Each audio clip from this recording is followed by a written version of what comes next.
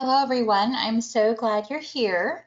Today we are all about estate and legacy planning, how to keep your family out of court and out of conflict.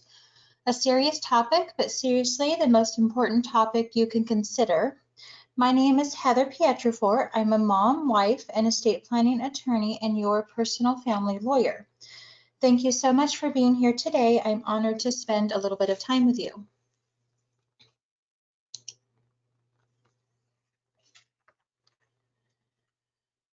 We're going to jump right in. If you haven't already, please download your workbook so you can take notes today. The link is in any of your reminder emails leading up to today. I've also placed the link in the handouts box so you can download it from there.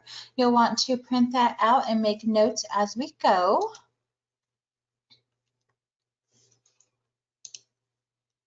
And the best way to get the most out of our time together today is to turn off your phone, close your door, close any of the background applications going on your computer. This will be worth your time more if you turn off these distractions. You really do deserve this time for yourself and ultimately for your family. And I want you to know that your time today is very well spent. Stay tuned to the end and you will receive the link to schedule your complimentary one-on-one meeting with me personally to talk about you and the people you love most and how you can protect them. This is important because I only take 12 complimentary meetings maximum each month. I've helped over 100 families with their estate plan, and while I have a lot of experience doing this, and you would think I would meet with simply anyone who wants to do this important planning, the reality is I'm a wife and a mom, so my time is very limited. I offer appointment slots only to those who take the time like you to get truly educated about how to think about these important decisions. The details will come at the end, so stay tuned for that. And then I have 2 extra bonuses. If you stay until the end, I'll be offering you a $250 gift certificate, and I'll talk through how you can get access to a free healthcare directive if you don't have one, or how you can get yours updated. So now I'd like to get to know a little bit about you to get a sense of where you are and what you're thinking. If you'll just type in the chat box, I'm curious, do you currently have an estate plan in place? This includes any estate planning documents whatsoever, and a simple yes or no is fine. Okay, so far I see 4 no's and 1 yes. Okay, mostly no's, it looks like. And if you don't have a current estate plan, and most everyone today doesn't, then you're in line with the statistics that about 62% of adults don't have any estate planning documents in place at all. And if you're talking about only the adults with minor children, the percentage of those adults without an estate plan is even higher. So let me know if that describes you. If you do not have an estate plan, then why would you say you don't have one? You can just type in the chat box or the question box, anything that comes to mind. Let's see if my slides are showing here for all of you. I want to make sure that you can see those.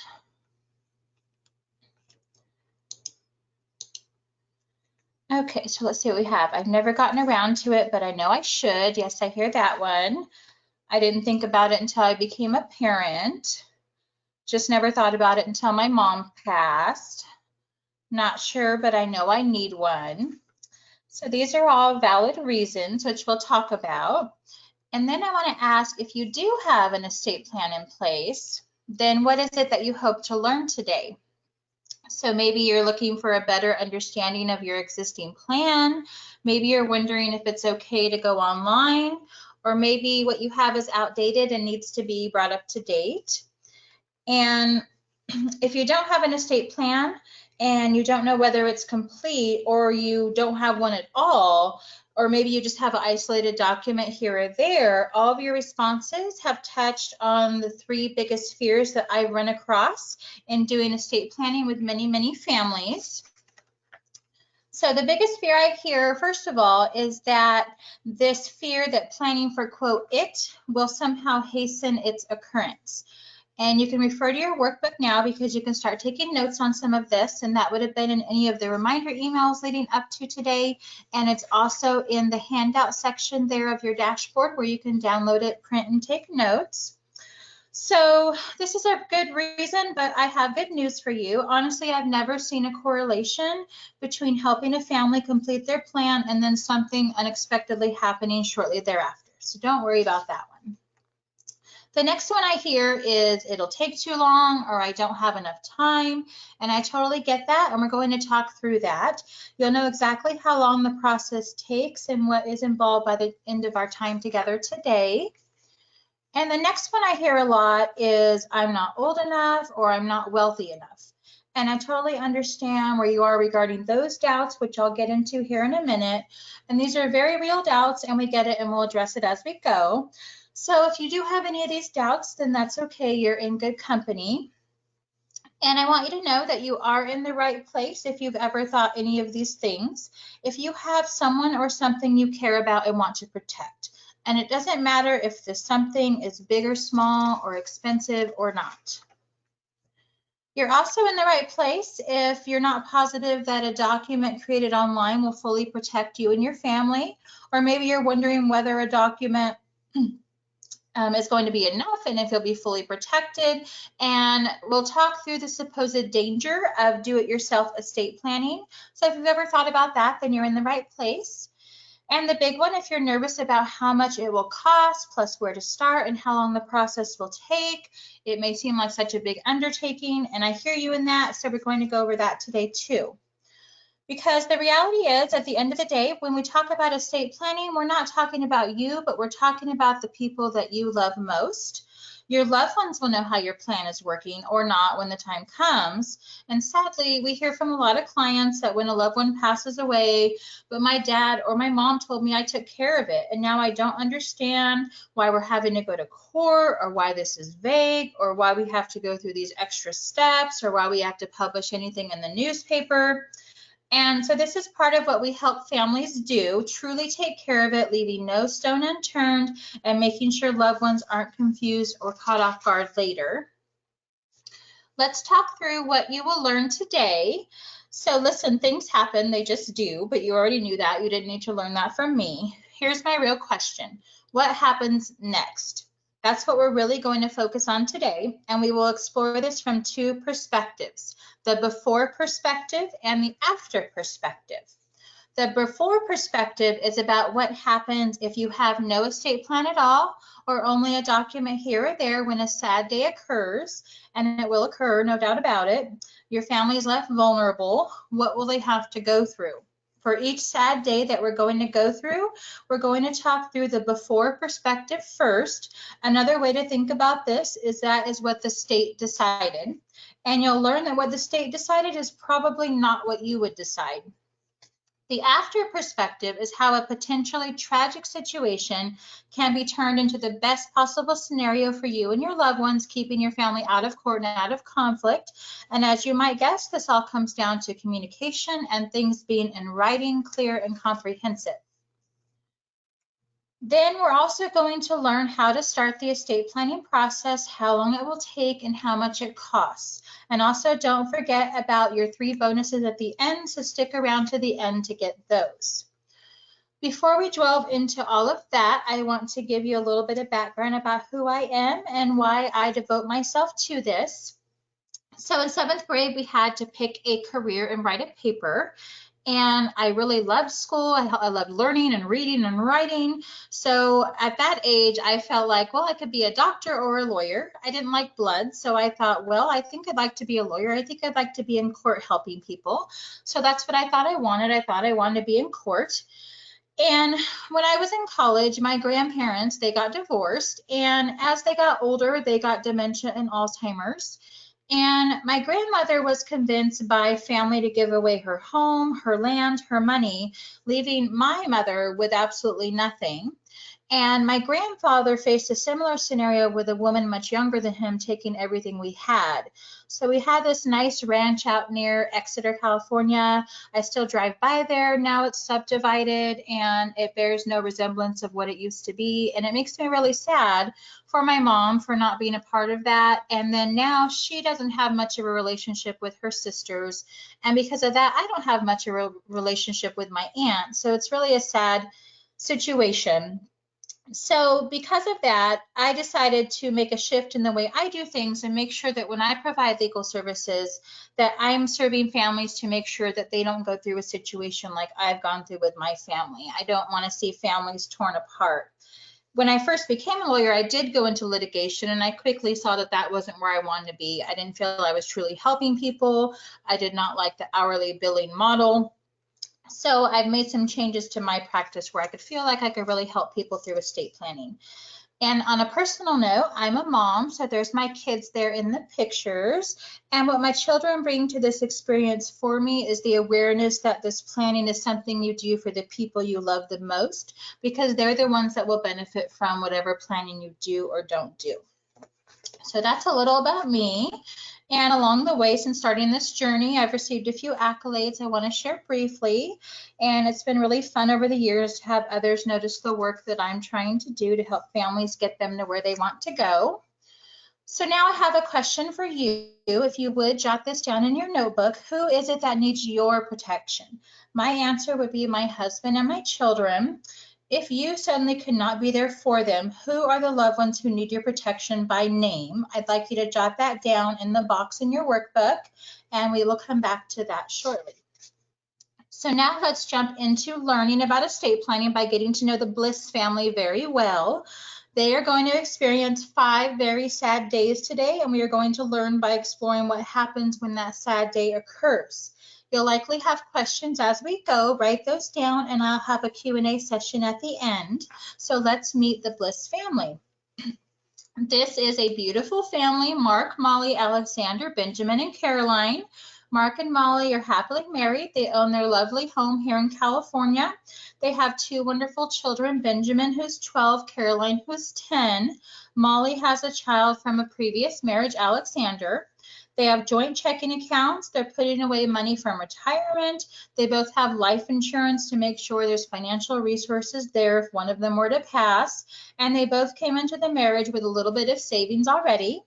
They each have a solely owned investment account, and in Molly's solo account in particular, she also has an inheritance from her parents who've passed away, but they've never had a need to touch that money, so Molly's inheritance is still sitting there in that account. The Bliss family also has pets the kids love. They have Rio the dog and Whiskers the cat. And as I mentioned, Molly was married prior to marrying Mark. She was married to her college sweetheart, Xavier. And Xavier and Molly had a son, Alexander, who's now 15. Xavier was kind of the wild, crazy, fun guy in college, but he never settled down or got serious, so it didn't last. As a result of the divorce, Molly has primary custody of Alexander, who lives with his half-siblings, Benjamin and Caroline, and with stepdad, Mark. Also, as a result of the divorce, Xavier updated his life insurance policy. He obviously doesn't want his $1 million policy payable to Molly, his now ex-wife. He wants it payable directly to his one child, his son, Alexander. So Xavier made that update on his life insurance. Honestly, that he has life insurance at all is the one responsible thing Xavier has done in his mostly party-filled life. And also, as part of the divorce settlement, Molly got sole ownership of a vacation home they had purchased jointly in Lake Tahoe. The Bliss family visits the vacation home once or twice a year and really enjoys it. So just your everyday family, really. But this poor family is going to really be put through the ringer because they're going to have to go through quite a few sad days in a really short period of time for us to learn more together today. So I hope you'll bear with me because the ill-fated Bliss family is going to be put through an absolute train wreck today. And as a side note, I hope you get a sense of how I approach this topic of life and death. I don't take myself too seriously. I enjoy humor, but at the same time, I want to make sure I'm conveying these really important points and teaching and educating you as part of the process. Okay, so with that said, we're going to jump into sad day number 1. On sad day number 1, Xavier is turning 40. This is his big birthday. He wants to do something he's never done before, and he's decided he wants to go skydiving. On his 40th birthday, he steps into the plane to go skydiving, but he's just so beside himself with excitement, he doesn't pay attention to the safety instructions, and before you know it, he's jumping out of the airplane before they even finish getting him ready with the parachute and backpack. All of a sudden, it's a skydiving gone bad scenario. Adios, Xavier. But Xavier has no estate plan. Although remember, he did do one responsible thing in his life. He had life insurance, and he named Alexander as the beneficiary. So that was a good plan, right? Well, Xavier thought he had a plan, so to speak, by having life insurance, but what's about to unfold is anything but a thoughtful, decent plan that leaves Alexander better off. Alexander is actually going to be worse off. Alexander's only 15. He's a minor, so Alexander's actually pretty pumped. He's a teenage millionaire. He's really excited about that very fancy red car he's about to buy.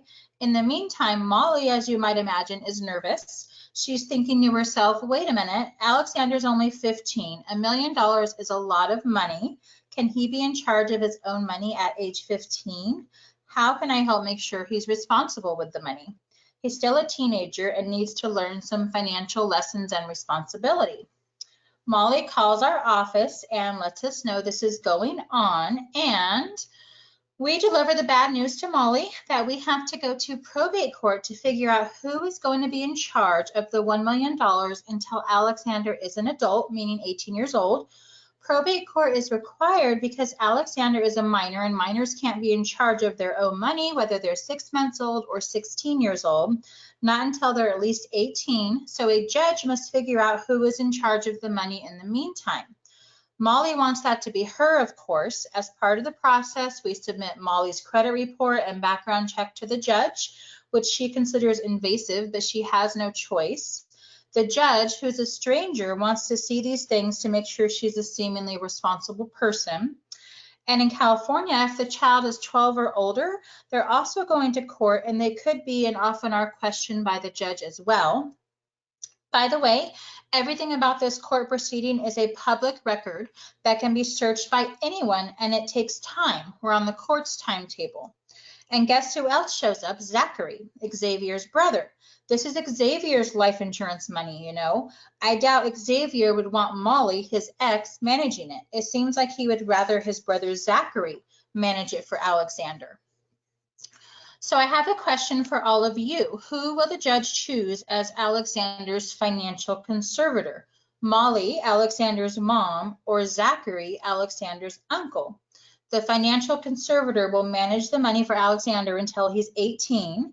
Tell me what you think in the chat box. Who will be appointed as Alexander's conservator? So you can type that in the question box there or the chat box.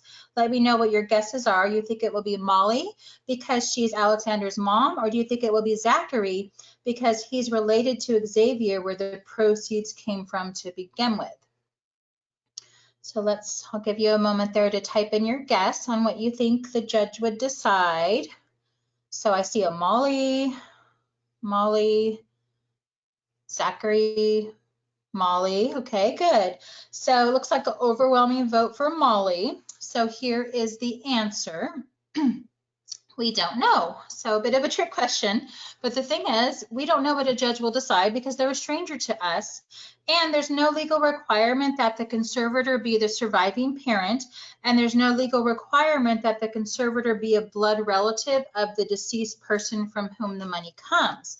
The judge has no clue who's actually a responsible adult because it's not their money, it's Alexander's money, and the judge needs to make sure the conservator is going to be responsible with it because he or she will have access to the money, but they're supposed to only use it for Alexander, not vacations or fancy boats. Molly is shocked because she knows she would never do that. She thought this was going to be easy and that she would just be the default conservator because she is Alexander's mom, but there is no default. And whoever the judge appoints will serve until Alexander is 18 because then he is an adult. So all of a sudden you have an 18-year-old in charge of a lot of money, no oversight, no financial understanding required, no requirement to check in with anybody. He can do with it what he wants. So imagine what he'll spend the money on when he's 18.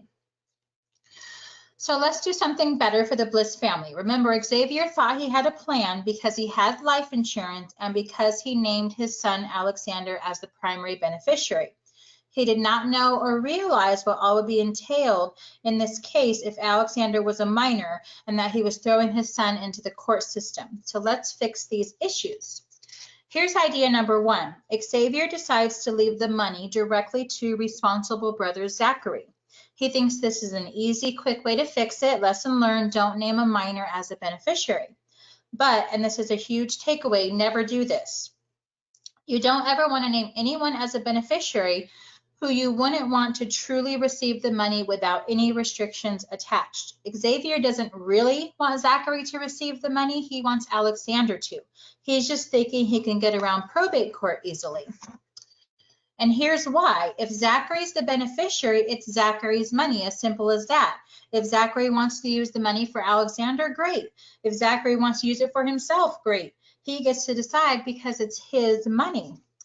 And because it's Zachary's money, if Zachary goes through anything in his life where he might owe someone else money, maybe he owes money to someone who sues him or a creditor or an ex-spouse, then because Zachary has ownership of all this money, someone else who Alexander doesn't even know can garnish the money directly from Zachary, leaving nothing for Alexander. Then Alexander is completely out of luck. None of these people have anything to do with Alexander or what Xavier wanted for Alexander. It doesn't seem fair at all. So idea number two, instead, Xavier signs a simple will that says, I leave everything to Alexander. If he's under 21, I put Zachary in charge. So everyone has probably heard that you need a will. So this sounds like it'll be a good plan. And not only is he saying everything goes to Alexander, but also that if Alexander's not even under 18, but under 21, then Zachary is in charge of managing the money for Alexander in the meantime. But there's a hole in this plan that I think will surprise you. So Xavier did not know that at the end of the day, two simple things override your will: joint ownership and beneficiary designations. I'll give you fair warning. I'm about to go through the slide with the most words out of all the slides, but there's a good reason for it, I promise. So let's talk about these three buckets here: joint ownership, beneficiary designations, and your will. So here's the thing. When someone calls me after the death of a loved one, the first thing I want to know is not whether or not they have a will. The first thing I want to know is whether they jointly owned any of their assets with anyone else. Because if they jointly owned anything and the joint owner is still living, that surviving joint owner, in most cases, and I won't go into the exceptions today, the surviving joint owner is going to get that asset regardless of Xavier's will. Let's say that Xavier remarried. He owned a home prior to marriage, and then he added his new wife, which is Alexander's stepmom, to the title. If Xavier just wants everything, including the home, to go to his son Alexander, then Alexander will not get the home. Because the stepmom is a surviving joint owner of the home, she will get the home, even if Xavier's will says, I leave everything to Alexander. So joint ownership overrides Xavier's will. Then, if assets are not jointly owned, the next thing I ask is, what does the beneficiary designation say? And I'm willing to bet that you have beneficiaries designated at this very moment, whether you realize it or not. Life insurance and retirement accounts are the best examples. If the beneficiary is living, like Alexander on the life insurance, then Alexander is going to receive that $1 million outright, even as a minor, even if Xavier has a will saying otherwise. This is because the beneficiary designations override Xavier's will. So back to probate court. Plus, the probate judge doesn't have to choose Zachary as the conservator, even though he is named in Xavier's will. Remember, the will is not legally controlling at this point. The document's only attorney or the online software Xavier used didn't tell him about this. He is rolling in his grave. And then if there are any assets left over after we go through joint ownership and beneficiary designation, those assets go into Xavier's probate estate. Xavier's will now controls whatever assets fall into his probate estate, or if he didn't leave a will, state law says what happens to whatever assets fall into his probate estate. So here's surprise number one. Whenever you hear the word estate, it actually doesn't necessarily mean everything you might own. It only includes those things that did not pass to a surviving joint owner or your designated beneficiaries. Sometimes people leave no assets that fall into their estate because the two levels above took care of all of their assets. And here's surprise number two. A will goes through probate court. So remember how we were at the probate court when the life insurance proceeds were paid directly to the minor Alexander? That's the same place we have to go to file a will when someone passes away. This means if you have a will, your family still has to go through probate court. Every probate court is public, which is how we know about the celebrity estate planning mistakes that make the news. Would you like to see the will of John Lennon, JFK Jr., Babe Ruth, Jackie Kennedy? You can, because they all went through the probate court process. And if someone leaves no will, guess where we go? Still the probate court. Everything going through probate requires legal notices to all parties involved, even if a family member is disinherited. If you've ever had to go through probate for a loved one, this will sound familiar. As I've worked with many families in the past, I found that there's this assumption that a will solves every estate planning problem you can think of. While it's absolutely critical you have a will, it is definitely not the only piece of the estate plan that you need. Now you're wondering, what do I do if I don't want my loved ones to have to go through court? So let's look at idea number three. Xavier gets a trust instead, and in his trust he says, I leave everything to my son Alexander. If he's under 21, I put Zachary in charge. You'll notice this is the exact same thing he said in his will. So how does this work? First of all, let's address the elephant in the room. What is a trust anyway? The type of the trust we're talking about is a revocable living trust. There's all sorts of types of trusts out there, a lot of which serve a lot of different purposes, but the one we're talking about today is how to avoid the probate court. In other words, how to say who gets what, under what circumstances, and make that happen, but not go through probate court. The revocable living trust is a will substitute in that it's like a will, but doesn't go through probate court. That's why it's a will substitute. So here are the three buckets in the context of a trust. We go through the joint ownership and beneficiary designation discussion, and we have specific steps we take for each of your assets. We don't stop working for you just because you've signed a trust document. We need to then take steps to fund or put into your trust each of your assets one by one. First, for some assets, we will update title from your name or joint names to the name of your trust. Second, for other assets, we will update the beneficiary designations from naming, say, your minor children to the name of your trust. And third, there is no probate estate anymore. Everything you own is in the name of your trust, and your trust itself is a private document that says who gets what under what circumstances. There's no probate court because a trust is private, making it a lot easier and more efficient for the loved ones to handle everything. Now, I will clarify that whether you have a will or trust, if you have a disgruntled heir who's just bent on causing issues for the family that's wanting to make things more difficult, whether you have a will or trust, there are more steps to actually challenge a trust over a will. So a trust does at least discourage the not so serious disgruntled heirs from doing anything other than maybe just complaining. Think of a trust and funding your trust like the toys in a little red wagon. When you were a kid, you loved putting the toys in your wagon and pulling it around. And if your sibling wanted to grab your toys out of the wagon, there was probably immediately conflict or high-pitched voices. The way to avoid the conflict and the exposure that comes with toys not being in your red wagon is the same with how a trust works. The probate court is avoided for things you put inside your wagon. The legal phrase for this is trust funding. And so long as your assets are funded into your trust, meaning all of your toys are in the red wagon, then there's no probate court to get those assets passed to your loved ones. So look at this scenario. All of the toys are outside of the wagon. Here's what happened here. You signed a trust, whether in an attorney's office or something you bought online. Your trust legally exists. You signed it, great. But your trust is the empty wagon. It is not avoiding probate court, and it is inviting conflict. Would you send your children to their first day of school with a backpack that has nothing in it? Of course you wouldn't. What good would an empty backpack do? You can see how this is a disconnect. We have a trust, we have assets outside of the trust. This is not working. This is not going to avoid probate court. This is a major danger with do-it-yourself estate planning or working with a documents-only attorney. Now, this is a much better scenario. The assets are inside the little red wagon. To bring it back to Xavier, he has life insurance and he gets a trust. And he doesn't just leave it at that. He then updates the beneficiary designation on his life insurance policy to name not Alexander, his minor son, that's what's causing all the problems, but to name his trust instead. Remember, we don't want Alexander personally to be named as beneficiary because we don't want Alexander to inherit the $1 million outright.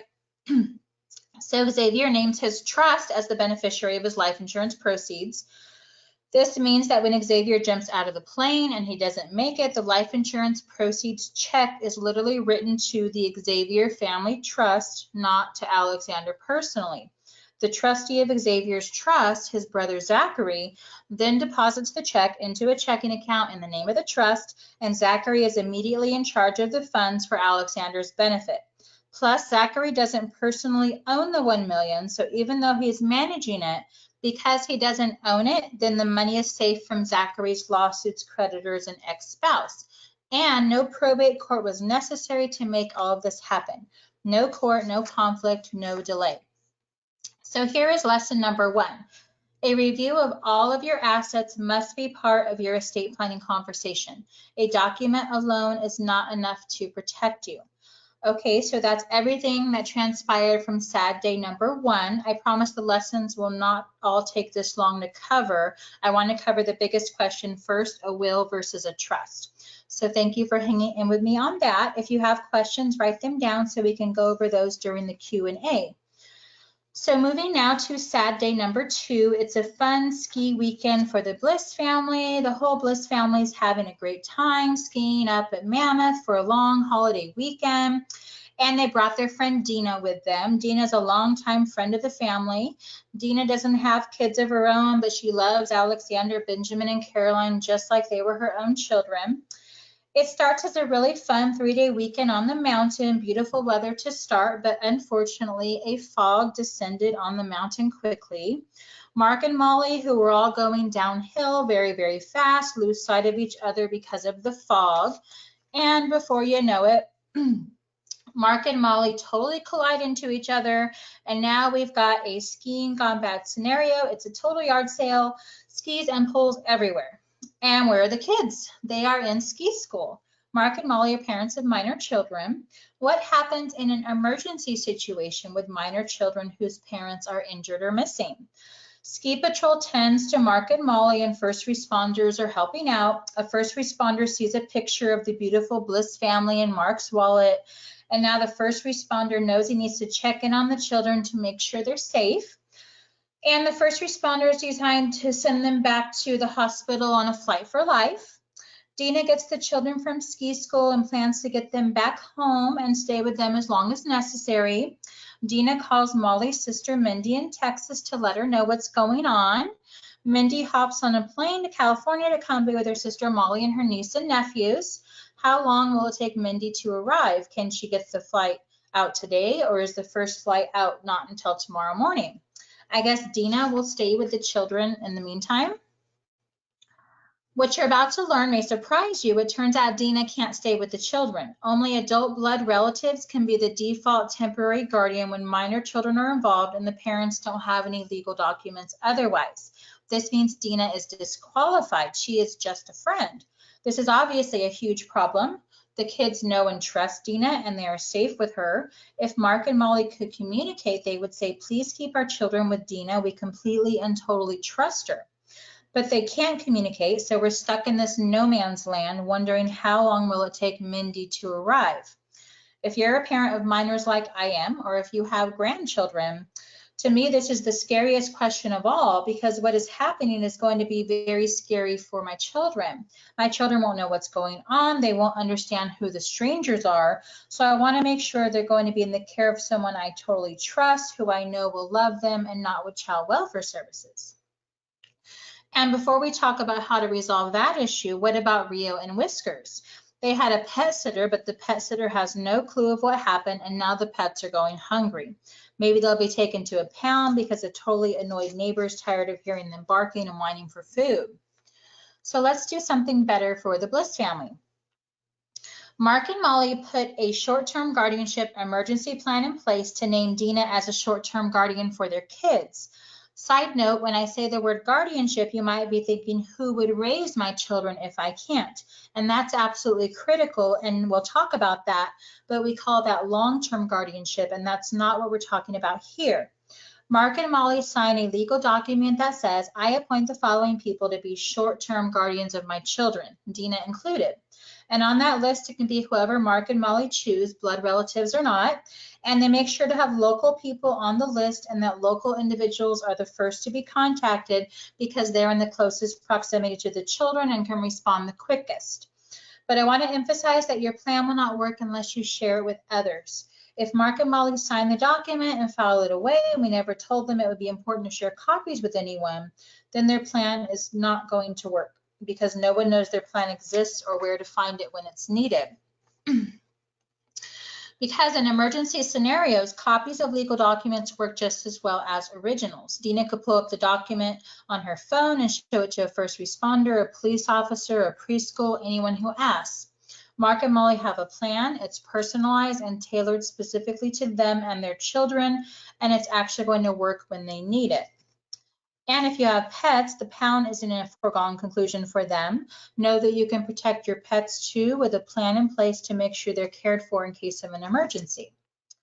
Lesson number 2, guardianship is equally about what happens in an emergency as it is about who raises your children if you can't. So sad day number 3, Molly's injuries linger. Mark recovers, but Molly is still unconscious and suffering from her injuries. Mark is making Molly's medical decisions for now, despite the emotional burden of the whole experience. Mindy just landed and she immediately gets on the phone to the hospital. She wants to know what's going on with Molly, but she hits a big red stop sign called HIPAA. The doctors can't talk to anyone about Molly's medical condition without Molly giving explicit permission in writing. So Mindy's frazzled, she's upset, she's yelling at the doctor, but the doctor says, I'm sorry, there's a medical privacy law called HIPAA that says I can't talk to you. Mindy slams down the phone in complete frustration. Mark has been making the medical decisions for Molly before Mindy arrived, but now that Mindy is there, they legally get to make the decisions together. You may be thinking to yourself, but why? Mark is married to Molly. He should have the exclusive right to make Molly's decisions. Big surprise, no, he doesn't. The law says any interested person or persons can make medical decisions for someone who's incapacitated when there isn't an estate plan. This means Molly and Mark are now on an equal playing field when it comes to making medical decisions for Molly. You may think this is crazy because Mark sure does. The law doesn't presume that your spouse has your best interest at heart and or that you would personally want him or her to make your decisions. It's just any interested person or persons who can make your decisions. To the extent that there's an impasse, which you can imagine there might be, doctors will tell the interested people there, it's not our call as doctors to decide who to listen to as the final say-so. You all have to go duke this out in front of the probate judge. So we are back at the probate court. But before we go to court, Mark is trying to keep up with the medical bills as they pile up, and he's going to learn the hard way that his hands are tied as he tries to pay bills out of Molly's investment account. Remember, Molly has that account in her own name.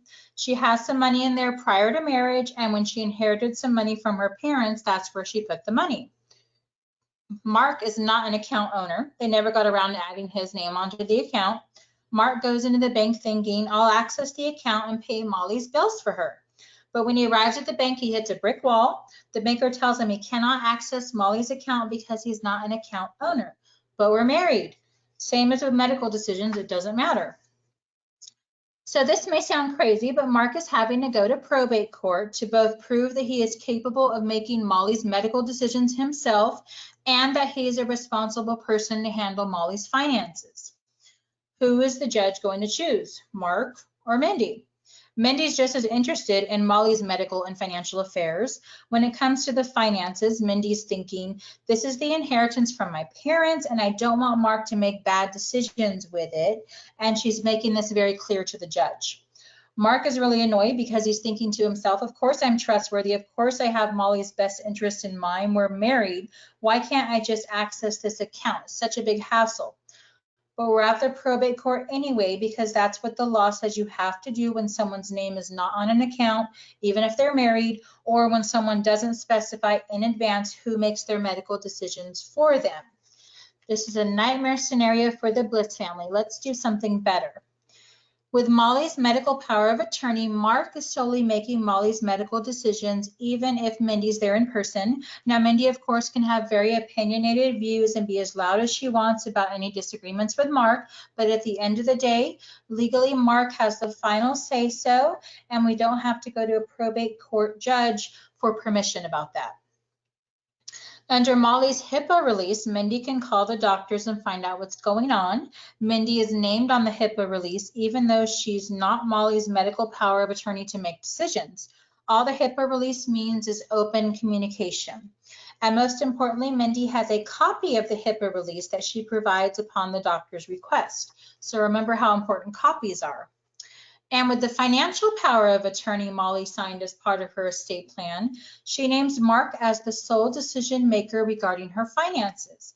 This means when Mark walks into the bank, he can bring the financial power of attorney with him. He could get access to that account to pay Molly's medical bills.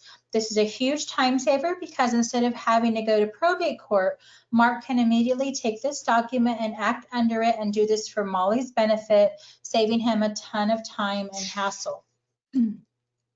So here's lesson number 3. The only person other than you who can make your decisions is a probate judge. Don't let that happen. Take control. Now we've arrived at sad day number 4. Molly passes away. Unfortunately, the doctors deliver bad news to the family. Molly is, in their judgment, irreversibly and terminally injured. Now what happens? Who makes the call as to when to remove her from life support? That would be whoever the probate judge selected as her medical decision maker. And whoever that is making a guess as to how long Molly would want to hang on. Can you imagine that? No one wants to be in this situation, not Molly and not any of her loved ones. And you never want to be the one to put that decision on someone else's shoulders. But Molly and Mark thought they were too young for an estate plan.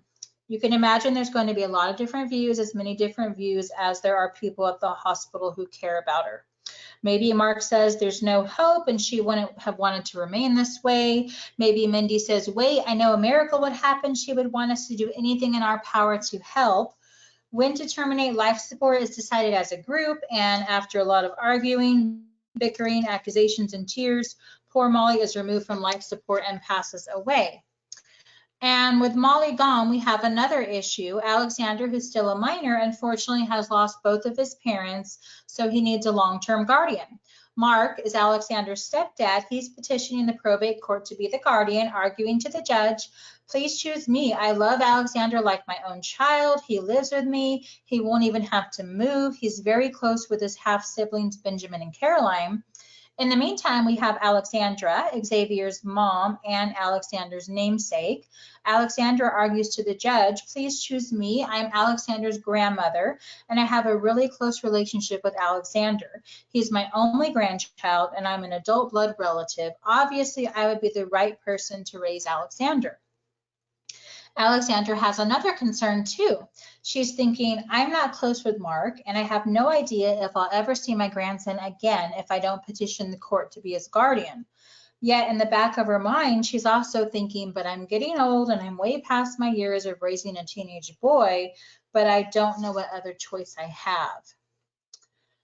So, question, who will the judge choose as Alexander's guardian, Mark or Alexandra? And again, we don't know. And the reason we don't know, again, is because we don't know what a judge will choose. The law doesn't assume anything, especially that a relative of yours isn't crazy. Just because Alexander is related to Alexandra doesn't mean she's automatically his guardian. A probate judge ultimately decides. And then remember the vacation home in Lake Tahoe. Mark is about to find out that this vacation home is not paradise anymore, but a complete headache. The vacation home was solely owned by Molly as a result of the divorce from Xavier. Even though Molly's passed away, if you were to call the county clerk in Lake Tahoe to find out who owns the vacation home, which is public record, they would look it up and say Molly.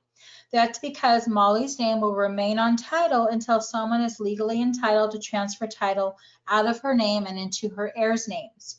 And no one is legally entitled to do that until they have probate court permission first. So we're back at probate court to convey title from Molly's name into the name of whoever her legal heirs are. But this vacation home is in Nevada. Molly lives here in California. So now we have two probate court systems to go through because every state has its own probate court.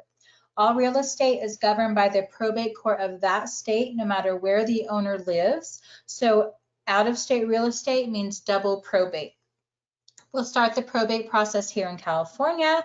And once we get to a certain point, we have to stop and send Mark through probate in Nevada, which I cannot help him with because I'm not licensed there. So he has to hire a different attorney in Nevada, meaning 2 court proceedings, double the court filings, double the court filing fees, double the attorney's fees, all to handle this vacation home that used to be paradise. There are clearly some problems we need to fix here. Let's do something better for the Bliss family. Molly, ahead of time in her estate plan, decided her final moments. The important point is Molly is deciding how long to remain on life support. 5 days, 30 days, no more decision by committee, and no more claiming by anyone to know what Molly would have wanted because she makes it clear in writing. And as part of her estate plan, Molly, and not a judge, is personally choosing the best guardian for Alexander. Molly puts it in writing, I want Mark to be the guardian of my son, Alexander. A probate judge doesn't have to pit 2 parties against each other to make this decision. The decision is pre-made and everyone knows exactly what Molly wanted. And I'm curious though, are you wondering about Alexandra? What about her concerns that she'll never see her grandson again? She's really close to Alexander, but if Mark shields Alexander from her, then what is Alexandra's recourse? This is where Molly went beyond the legal documents to capture her wishes. Molly sat down one Saturday afternoon and she wrote a letter to the guardian of Alexander outlining her wishes if something happened to Molly while he was still a minor. She emphasized the importance of his relationship with his grandmother, especially because Alexander had already lost his father and Alexandra had lost her son Xavier. Molly really went above and beyond her estate plan, the actual legal document, and made it clear what is really important to her. And Mark, because he wants to honor Molly and give Alexander the best childhood he can, makes sure Alexander and Alexandra maintain their close relationship. And the vacation home could be paradise again. Remember how Xavier had a trust. Now the Bliss family does too. So how does this work with the vacation home and how can it avoid double probate? Mark and Molly have assets when they sit down to do a trust. Molly owns the vacation home in Nevada. They own their home in California, checking accounts, life insurance, a business, cars, jewelry, lots of stuff. They decide to put the Bliss family trust in place because they want to avoid probate. But recall that initially they had an empty red wagon.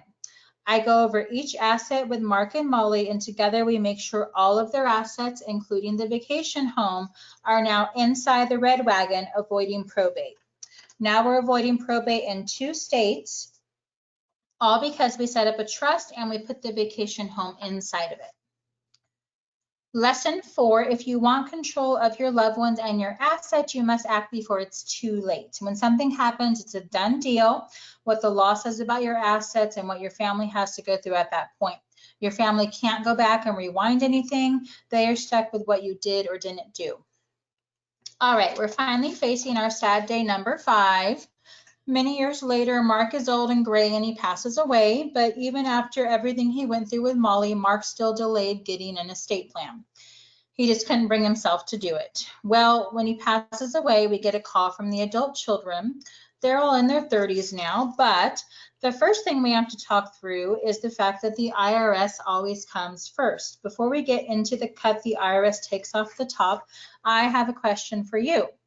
How much did the IRS receive from Prince's estate? So I'd like you to type your guesses in here. He passed away leaving a $300 million estate. So that's a lot of money. So my question to you is how much did the IRS get? So I'll give you a second.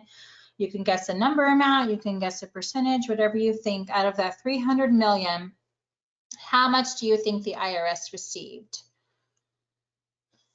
So I'll give you a second there to type it in the question box on what you think. Looks like I have a guess of 30%. I have another guess of half, 75% or 40%, okay. 100 million, okay, those are all good guesses. And if you think about it, those are really high numbers. And here is the answer. So it was around 120 million. That's how much the IRS received. And here's what estate tax is according to the IRS website. The estate tax is a tax on your right to transfer property at your death. That's harsh, but there is a little relief. Everyone is allowed some amount that is not taxed. Let's call it the freebie amount. If your estate is less than the freebie amount, there's no tax. But if it's over the freebie amount, the excess is taxed at 40% now, and historically anywhere from 35 to 55%.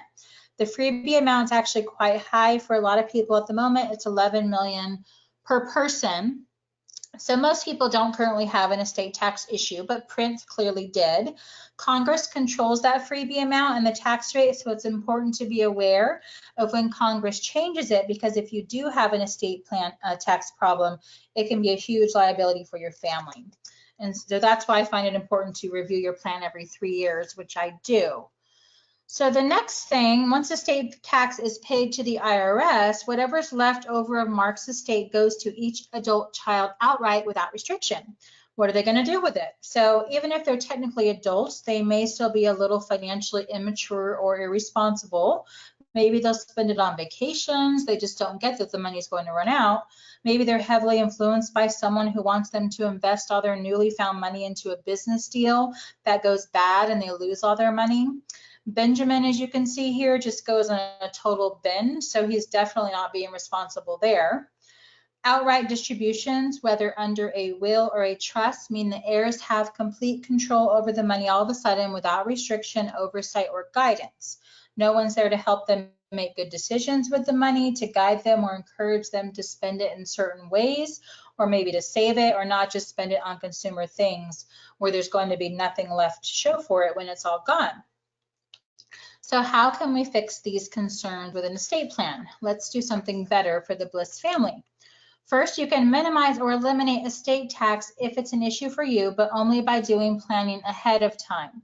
Prince could have done this. He could have sat down with an attorney that would make clear, listen, you have a $300 million estate and $120 million tax problem, but we can help you minimize or eliminate that tax. But again, there's a moment when it's too late. The moment Prince passed away, it was too late. There was nothing that his surviving family members could have done to avoid the estate tax at that point. And for everything else that is left after the IRS takes their cut, you can always leave it in a more responsible way than simple outright distributions. You can build in time for adult children to adjust, and you could give them a financial mentor to help them with this major life change. Even if they're responsible, mature adults, you may want to make sure there's some built-in guide with your own values to help them navigate this new way of life, new money they have access to. The nice thing as well is that when any assets are left and you do have this financial mentor, a trustee in place, if your child goes through anything in their life, such as divorce or creditor issues or a lawsuit, then because their inheritance is legally in the name of your trust instead of their personal names, it's protected from your child's divorce, bankruptcies, or lawsuits. It's a major advantage of having the built-in mentor or trustee. Not only are you leaving your children a financial legacy, but you're also giving your children protection over the money you left them if they happen to go through any kind of sticky issues in their life. And the pets have gotten old and gray after all these years. They need a new caretaker now that Mark is gone, and he can outline in his estate plan who his pets go to. He can even leave money to help care for the pets, but never leave money directly to the pets. They can't own money or walk into a bank to transact. Every now and then you might catch an article in the New York Times about an eccentric person who left their multi-million-dollar estate to their cat. It doesn't work out well for anyone except the lawyers who represent the children challenging the will, so don't do that. And the takeaway with lesson number 5, the IRS always comes first. And more importantly, your loved ones need time to adjust. You want to build that in for them. And here's your bonus lesson. We've talked a lot about many sad days today, and not the most exciting of topics, I realize. And we've talked a lot about legal documents and legal terminology. And I want to shift gears for a minute to what truly matters, hands down, end of day. When it comes to your estate plan, absolutely the legal documents matter. You need solid, tailored, personalized legal documents. But ultimately, at the end of the day, while your family will appreciate in that moment that you did an estate plan, what they're going to want for the rest of their lives is something to remember you by. So I ask you, what do your loved ones care about most? If you don't take the time to somehow capture ways that your loved ones can remember you by, they're going to feel totally lost without you. They won't be putting your will on their nightstand to remind them of you.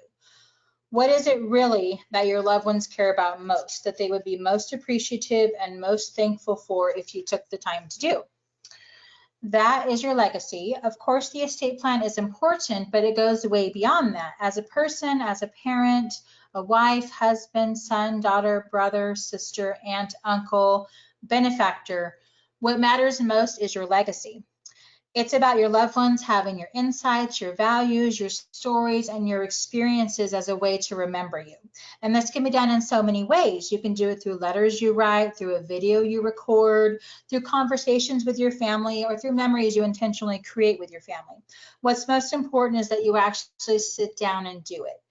I don't feel I'm serving you well if I just draft the legal documents and I don't even touch on the fact that your legacy is more important than what you just did with your legal documents.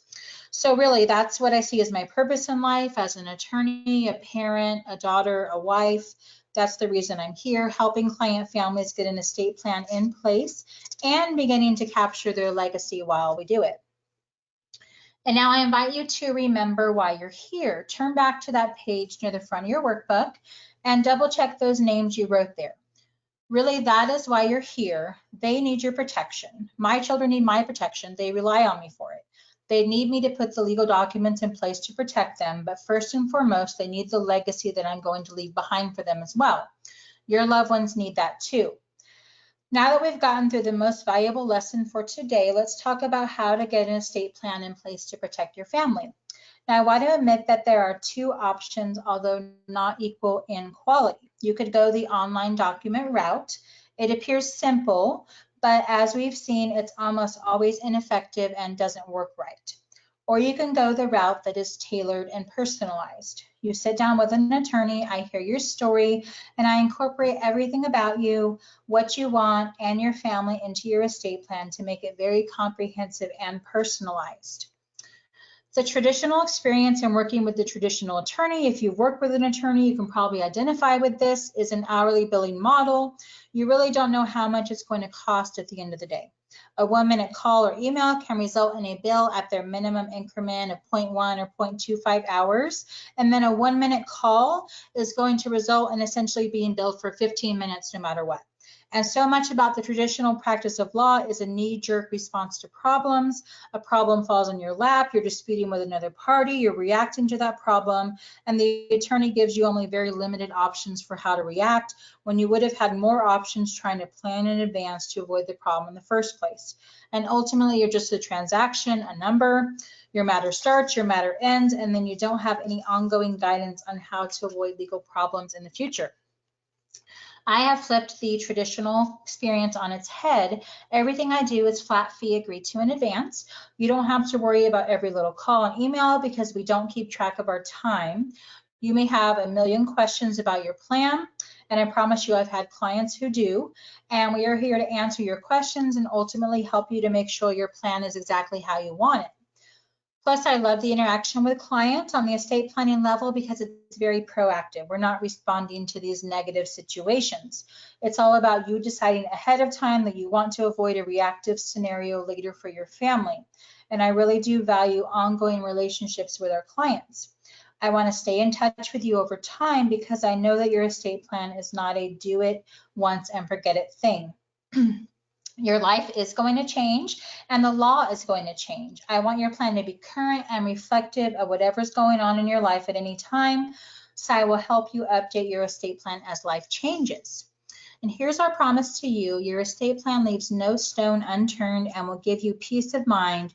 Your loved ones and assets are kept out of court and out of conflict.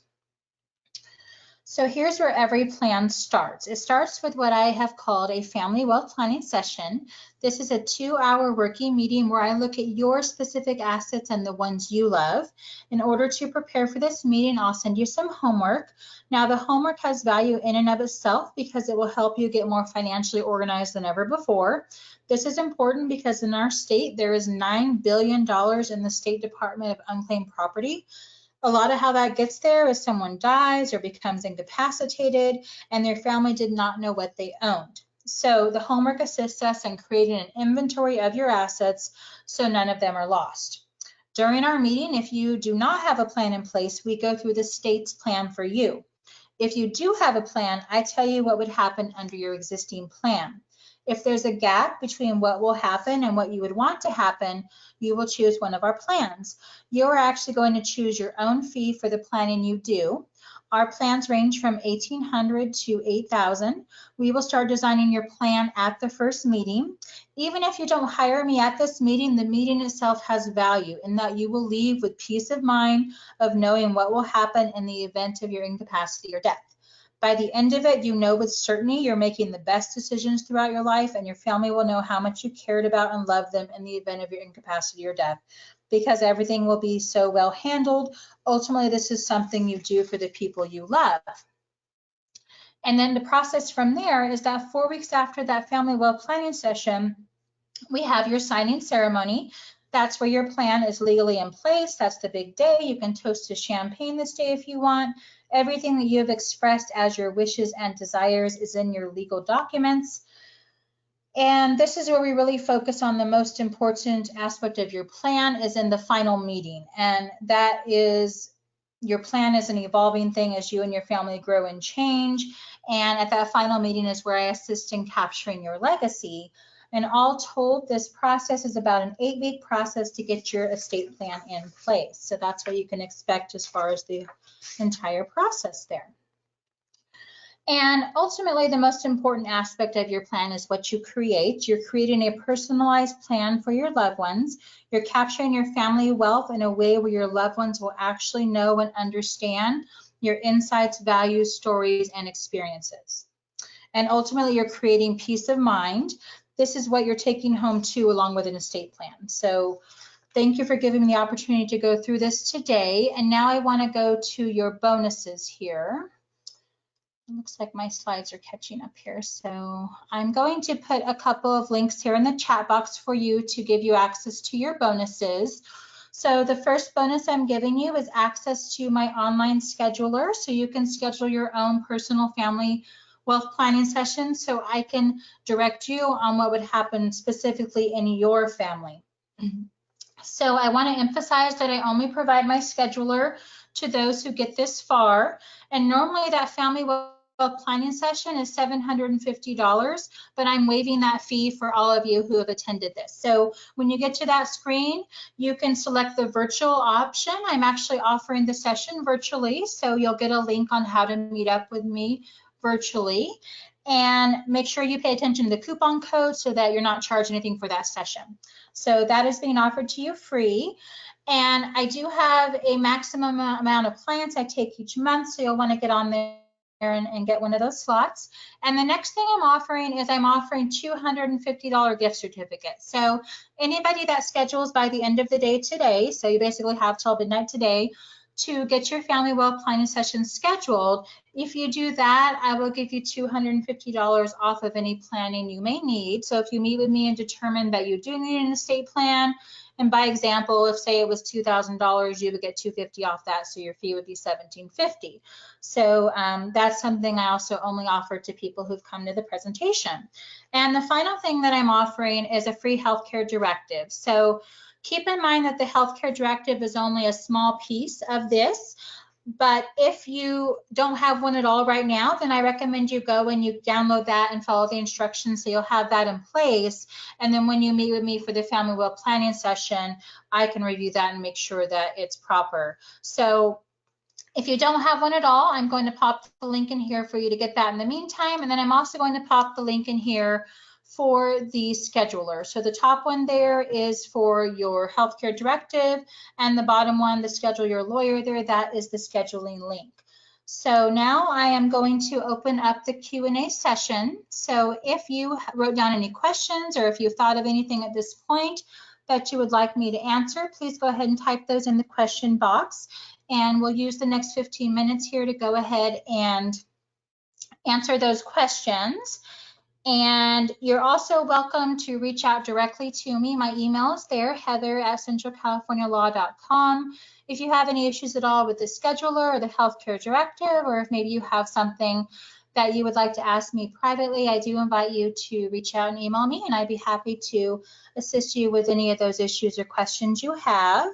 So now I'm going to monitor the question box for our remaining time here and see what I can help answer for all of you.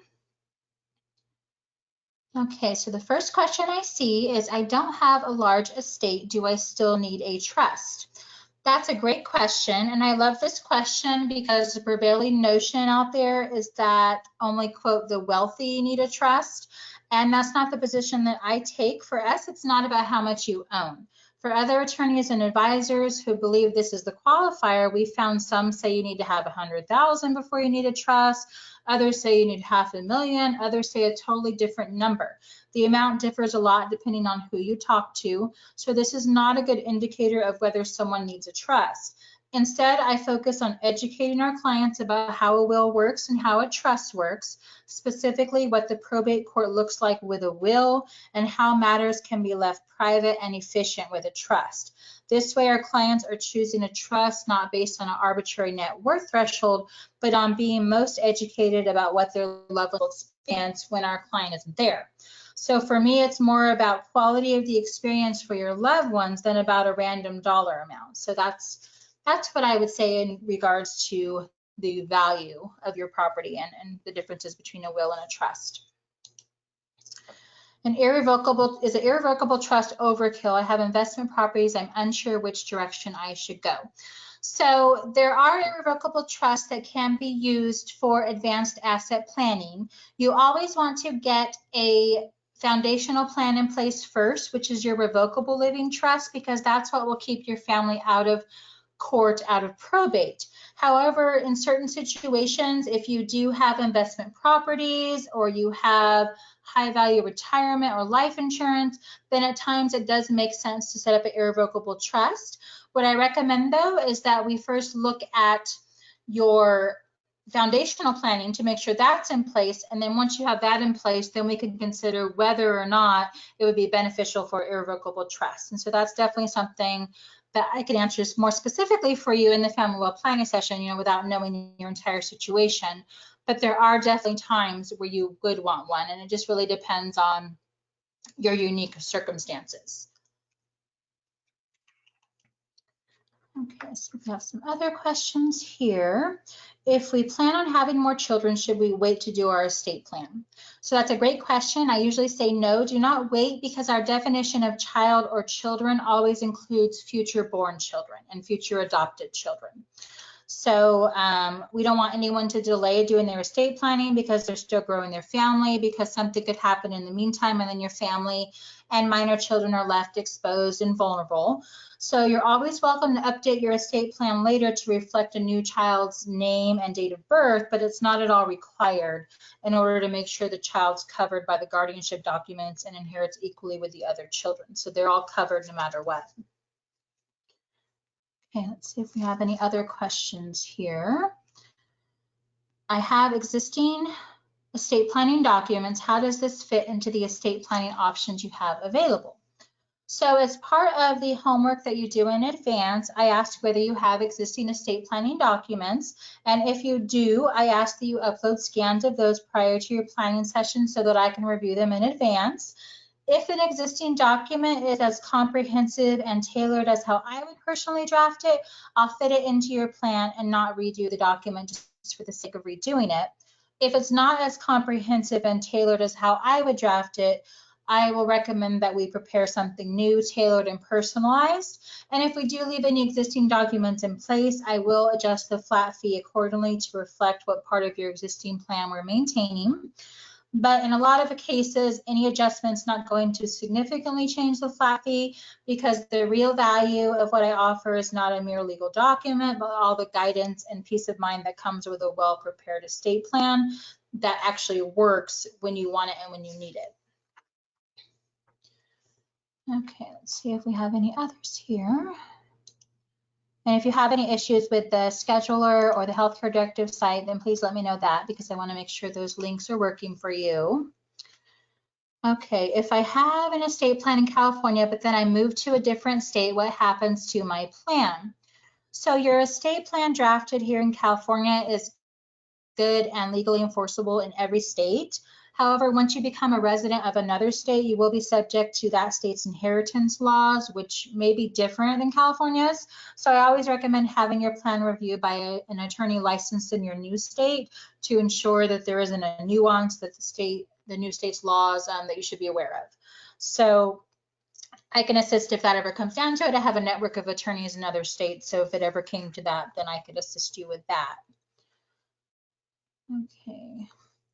Who should get copies of my estate plan? So that's a great question, because we did talk a lot about making sure that the people that you've chosen to fill these various roles do get copies. So I usually recommend that your first alternate after a spouse get copies of your estate plan. And if you're comfortable with every alternate having a copy, then we encourage you to go ahead and provide copies to them as well, because everyone listed in your plans eventually going to see it anyway. And if you feel you can't trust them with a copy in advance, you probably shouldn't trust them with anything down the road.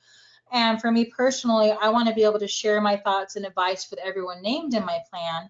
They're going to be wondering what my thoughts and advice are anyway. So ultimately, the people named in your plan are those you trust most, and I believe you should share copies with everyone.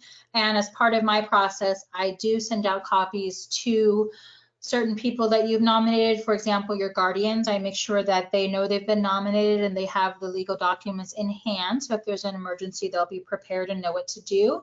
And I also send out your healthcare directives, so that if something happens where you become incapacitated, you're in the hospital, then your decision makers will already have the documents, and the people you want to receive your medical information under your HIPAA waiver, I make sure they have that so that they'll be able to communicate with doctors. And that's very important right now, that you have that, that document, and so you could still communicate and find out information. Okay, let's see if we have any other questions. Is there a way to expedite the process if I'm about to have a baby? So the answer is absolutely. I've worked with a lot of parents who are expecting, and we can definitely work around a due date to help you get an estate plan in place before a baby arrives. And we also expedite meetings if someone's going on vacation or having a surgery, whatever the reason might be. There is that option if you feel an urgency to it. And in addition, if you go on and see that there's not a date on the schedule that works for you, then email me as well, and I can accommodate that and work around your schedule so we can make sure we get an appointment that will work for you. Okay, let's see if we have any other questions here. If we're a blended family, do you recommend 1 or 2 trusts? So that's a great question. And whether you should go with 1 trust for you as a couple or 2 trusts depends ultimately on what your wishes are with your assets. So sometimes a blended family is a spouse wants to ensure that he or she leaves financial resources for both the surviving spouse and their own children. And things can sometimes get sticky if it's all left to the surviving spouse, who's a step parent of the deceased spouse's children, because if they don't get along, things can go downhill pretty quickly. Having a separate trust for each of you helps alleviate a lot of the problems that arise with that type of dispute. However, some may feel their adult children don't have any for an inheritance, and providing for the surviving spouse is more important than passing down an inheritance. And in that case, maybe 1 trust for you together is appropriate. And there's really no cookie cutter answer. When I work with blended families, we review the pros and cons of each route so that ultimately you are deciding which scenario fits your family best, and we go from there. Okay. What if I have a family member I would never allow to be guardian of my children? How do I protect my children? So I hear your concern here, and with a personalized plan, this wouldn't be a worry for you or your children at all, because not only in an estate plan can we provide for who will raise your children if you can't, but we can also provide for exactly those individuals you would never want to raise your children. Maybe they have different values than you, or parenting styles, or financial values, or maybe they simply would be a bad influence on your children. No matter what the reason is, you have the opportunity to both specify the guardian of your children and exclude those who you would not want to raise your children. And during your family will planning session, I go into a lot more detail with you about the best way to go about this. Is this someone that you feel totally comfortable making it plain in your long-term guardianship plan? You would never want them to raise your kids?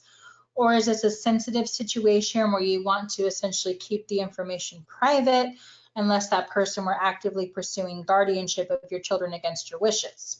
So that's a sensitive topic and something we would tailor your plan to accordingly, depending on your the level of confidentiality that you want.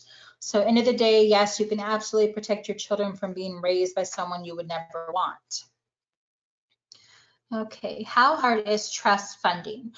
So the process of the trust funding, first of all, it includes all of your property, your real property, which would be your home, if you have any acreage, all of that, and I will handle that for you. So any deeds that are needing to be done, I do that part. And then as far as the bank accounts, investment accounts, retirement, I have two options. One is that you handle that with my unlimited guidance. I prepare a spreadsheet for you with instructions for each asset and how you would transfer that to your trust. So that's one way to go about it. The other way to go about it is you hire me to do all the transfers for you. So it really comes down to, do you want to spend the money for that, or do you have the time to do it on your own? And I walk you through that. And part of my process and systems are to make sure and follow up with you that that actually gets done, because like I said, you don't want that empty wagon. So that's the most important piece. So you have my guidance on that, whether you do that on your own or whether I assist you with that. Okay, I thought a will doesn't have to go through probate. So yes, that is a common misconception. A lot of people think a will is all you need, but a will actually does still have to go through probate court. The only way to keep your family out of probate court is through the living trust that we discussed. So a will is still needed, but it is not the foundational document if you're wanting to avoid that court process. Okay. Should I give a copy of my medical power of attorney to my doctor? So yes, I do recommend that when you get your healthcare directive, that you do give a copy to your doctor, and then also to the people that you've chosen. You want to make sure that they have copies as well. So that's a good question.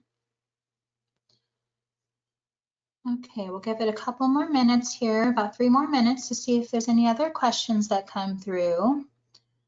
And again, those links are there, and so you might want to click on them now, because once the webinar is over, then those won't be available to you. So if you do want to click on those and have them open on your browser, then you could finish up that process after the webinar. And if there's something that you have a question about or a different matter, then please, like I said, feel free to email me, or you can call the office as well. And I do have receptionists there that can take your calls as well if you have other questions. So we'll give it a couple more minutes.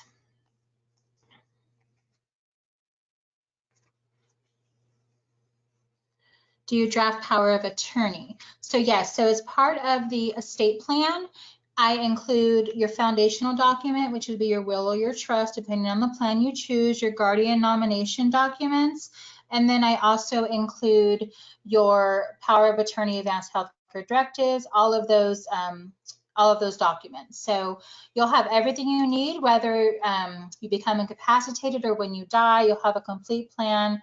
Everyone is educated about what the decisions you've made are. And then I review that plan every 3 years. I send an email out to you saying, these are the decisions you made 3 years ago. If you've had any changes, I invite you in for a free review to make sure that everything is still up to date, because we want to make sure that your plan truly works the way you want it to. Okay, what is your process for capturing the legacy? So at the final meeting, I offer you the opportunity for a video or audio recording. I send you questions in advance. And the first set of questions is if you have minor children, I talk through how you would want them raised. If you don't have minor children, then and if you're married, I'll talk through with you how you met your spouse and what you liked about each other.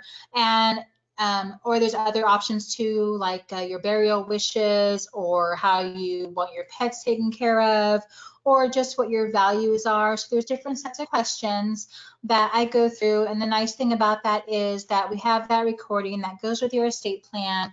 And then it's a very nice thing for your family to have, because like I said, they're not going to put your will on their nightstand, but having this recording of you, it's just a really nice thing, because back when my grandpa was alive, he'd left me a voicemail and it just said, "Hi Heather, it's your grandpa, call me back." And when he passed away, I would still listen to that from time to time. And then one day it got deleted. And so that was an upsetting day for me, because now I only have the memory of his voice in my mind. And that led me to think it'd be really nice to be able to capture for families a legacy, a part of their family that they can have forever. So that's important to me to do that, because your documents, yes, they're important, but at the end of the day, the legacy is what they're going to really appreciate. Okay, so we've got just a little bit longer, so I'll hang on for just another minute here to see if we had anything else come through. Okay, great. Well, I appreciate all of you hanging in there with me, and I hope you've had a lot of takeaways from this. Please reach out to me if I could be of any assistance at all to help you with this planning process. And I hope you all have a great rest of your day. Thank you again very much for joining me.